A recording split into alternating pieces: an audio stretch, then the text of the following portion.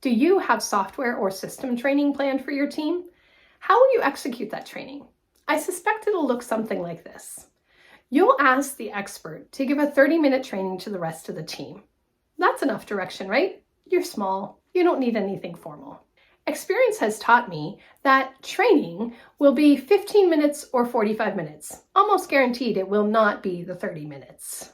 Since it's software training, of course they'll go into the software and show people how to do key processes. Well, important and key processes for how they use the software. There will not be an agenda. That's far too formal. Why would a learner need to know what they're actually going to learn before they learn it?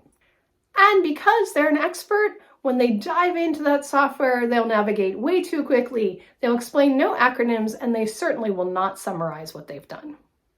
In the end, 1/3 of your employees will think, do they really expect me to do what I was just trained on? I still have no clue. Another third will wonder why they were there because nothing pertained to them. And the final third, well, if you're lucky, that final third will have picked up some tips and tricks.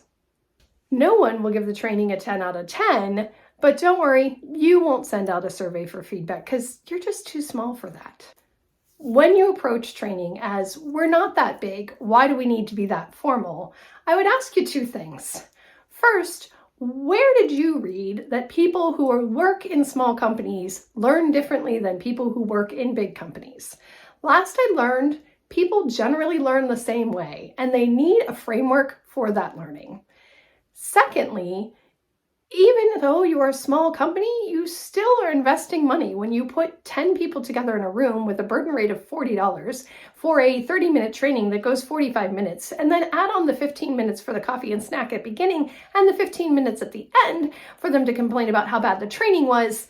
All of this equals over $500 if you're doing the math, and that is not a small investment for a small company. There are some really simple steps that you can take to improve your internal training, and we'll cover those next week. So join us next week to ensure that your internal training is a true investment in making your business better.